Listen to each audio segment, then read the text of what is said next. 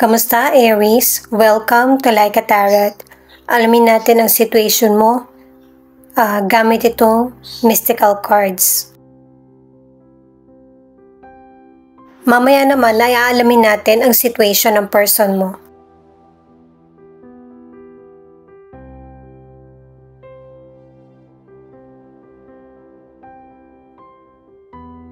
Itong card na ito ang nagsasabi na maghinay-hinay ka muna sa situation o kaya mag-relax. Ipagpaliban muna kung ano yung mga situation na kinakaharap mo para mas makaisip ka ng mas magandang idea para sa solution. Dahil sa busy na araw-araw mo, kailangan mo ding mai-relax yung isip mo at saka katawan.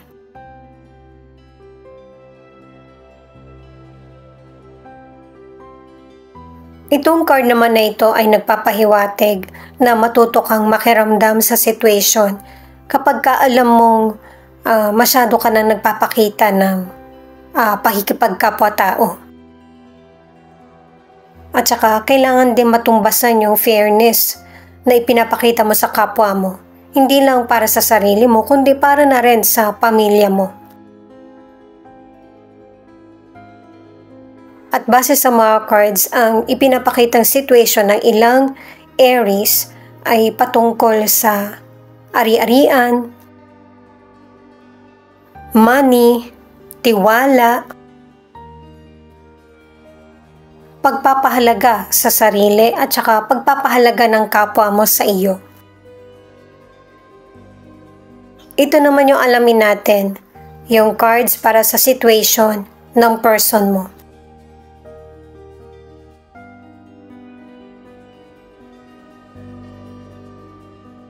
Paalala itong mga cards na ito na hindi na kailangan ulitin kung ano man yung nagawang pagkakamali.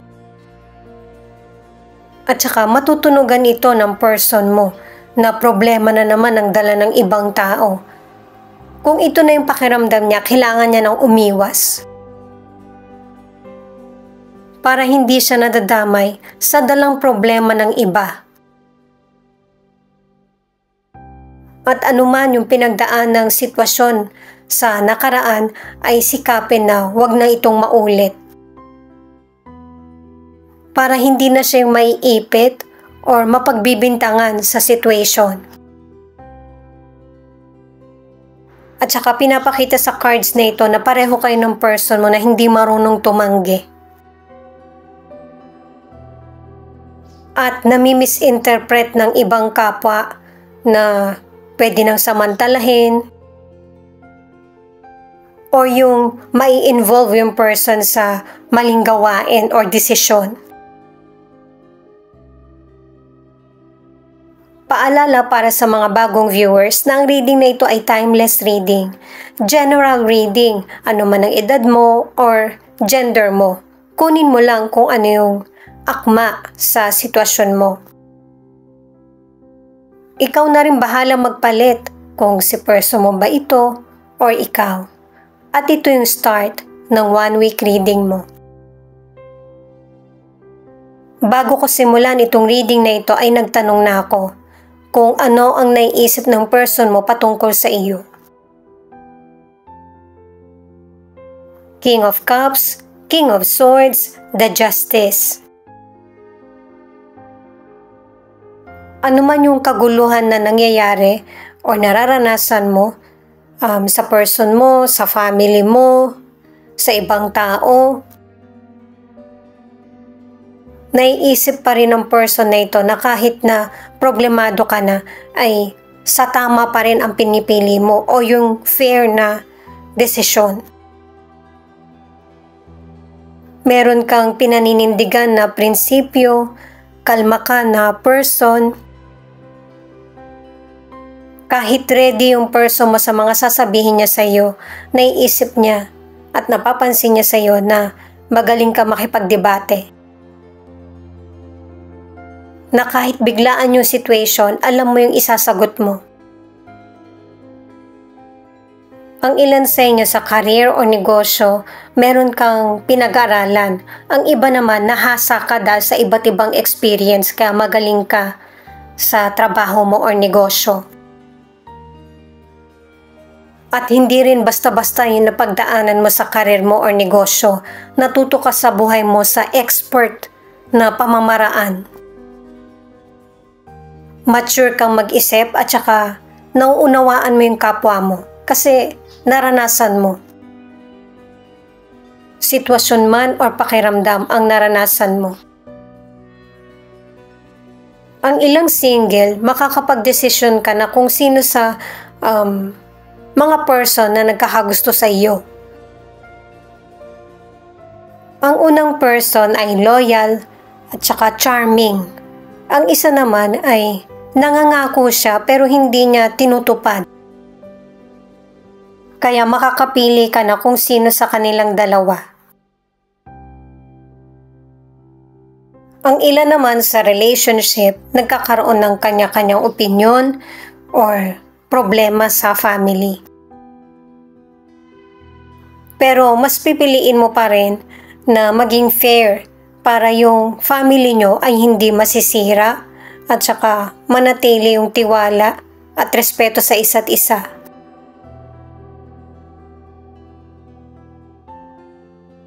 Two of Cups in reverse, Five of Cups, the Strength in reverse.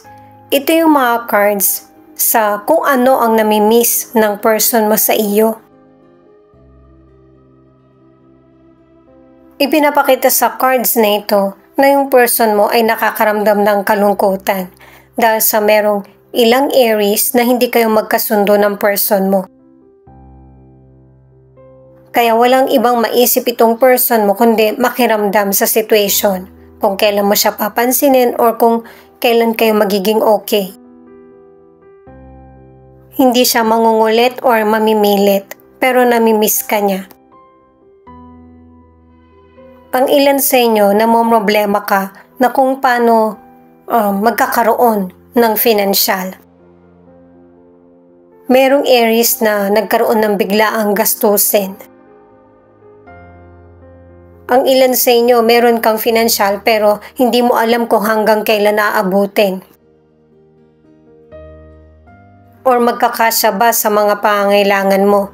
Pero base sa mga cards, itong nangyayari sa iyo ay pansamantalang problema lamang. Para sa ilang single, meron kang napiling potential person na hindi pala kayo akma sa isa't isa. Nilalayuan mo na itong person na ito at nasasaktan siya. Kasi tingin mo, makakapili ka muli ng maling kapareha. Maigi na sabihin mo dun sa potential person yung totoong nararamdaman mo para hindi umasa. Ang ilan sa relationship dahil sa tingin mo hindi kayo compatible sa isa't isa ng person mo ay nagkahiwalay kayo. Ang totoong feelings ng person na ito ay hindi niya naman talaga gustong makipaghiwalay pero ito yung nangyari sa inyong dalawa. Hindi niya makayang bawiin. King of Pentacles, Ten of Pentacles, Ace of Swords. Ito yung mga cards sa kung paano inilalarawan ng person mo ang relasyon nyo. Ipinapakita dito sa cards na ito na matagumpay ang relasyon nyo. Hindi lang patungkol sa career o negosyo, kundi pati na rin sa relationship nyo. May ilan na nagkakaroon kayo ng pagtatalo ng person mo pero ito yung gusto niyang mabigyan ng linaw o matapos na. At saka ang gusto ng person mo ay yung mas marami kayong communication. Kasi kapag hindi kayo nagkakausap, nagkakaroon ng misunderstanding. Gusto ng person na ito na maging happy ang connection or relationship. Gusto niyang ma-resolbahan na or mawala na yung problema sa relasyon nyo or mapag-usapan nyo agad. ang ilang single ay ready ka na para sa bagong bubuin na relasyon. At saka yung susunod mong magiging relasyon sa future ay magpapakasal kayo. At saka ito yung poprotektahan mo. Ang ilan sa kalusugan, healthy ang pangangatawan mo. Pero may ilang Aries na pinag-iingat na merong sakit na namamana. Kasi may ilang Aries na nasa dugo nyo na yung pagkakaroon ng sakit na ito. At para hindi ito mangyari sa iyo, maging maingat. May mga ilang Aries na nagmo-moderate ka na sa mga kinakain mo or iniinom. Dahil sa ang ilan nagkaroon ng sakit o ang iba ay naoperahan. Babalik pa rin yung dati mong lakas at magpapatuloy kang mag-iingat. I-add ko lang para sa mga ilan na nasa relationship na magiging secure at stable ang relasyon nyo. Meron man kayong hindi pinagkakaunawaan pero mapag-uusapan nyo na ito. Ito naman yung mga cards na patungkol sa feelings ng person mo na pwede rin ipakita kung ano yung feelings mo.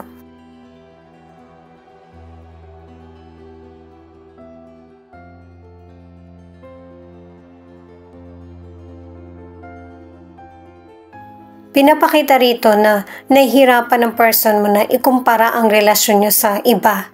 Kasi yung naranasan niyang pagmamahal mo ay hindi pa niya naranasan sa iba. Kaya nahihirapan din siyang magkaroon ng bagong karelasyon o makahanap ng katulad mo. Kaya kapag hindi kayo nagkakasundo or meron kayong pag-aaway, yung person mo, nakakaramdam siya ng kalungkutan. Mas higit pa sa nararamdaman mo. Maybe hindi mo naman nakikita pero ito yung feelings niya. Gusto ka na niya makasama or makausap. Pero pinipili ng person na ito na magkaroon muna ng space sa relationship nyo. Na para hindi lumala kung ano man yung mga hindi nyo pagkakaunawaan, humahanap siya ng timing. Pero sa ngayon, may mga ilang Aries na hindi pa rin kayo nagpapansinan, wala ka pa rin sa kondisyon na para kausapin yung person mo. Kasi may mga sitwasyon na hindi mo pa makalimutan. Pero sa pagiging ganitong sitwasyon or desisyon nyo ng person mo, mas lalong tumitindi yung damdamin nyo sa isa't isa. Kung yung person mo ay humahanap ng tiyempo, ikaw naman ay sinisikap mo na mag-heal sa situation na ito. Kasi gusto mo ng clarity or marami ka rin gustong malaman kung ano yung totoo sa person mo. At darating yung time na magkakaroon kayo ng healing ng person mo at mababalanse nyo na kung ano man yung sitwasyon na nagaganap sa inyo. Ang ilan sa relationship ay magkakaroon na kayo ng kasunduan ng person mo or magkakasundo na kayo sa mga gusto nyo mangyari sa relasyon. At para sa ilang single, mas i-apply mo sa sarili mo ang self-love at saka tatanggapin kung ano yung mga nangyayaring sitwasyon sa buhay mo. Leo, Virgo, Cancer, Taurus, Capricorn. Ito yung ilan sa 12 zodiac sign na nangunguna sa reading na ito. Ito naman yung mga letra na posibleng andito yung letra ng pangalan ng person mo or letra ng pangalan mo. Thank you nga pala sa mga nag-like, share, comment, and subscribe. Ingat po kayo palagi saan man kayo naroon. R, J, Y, P, B, H, C, M, L, S.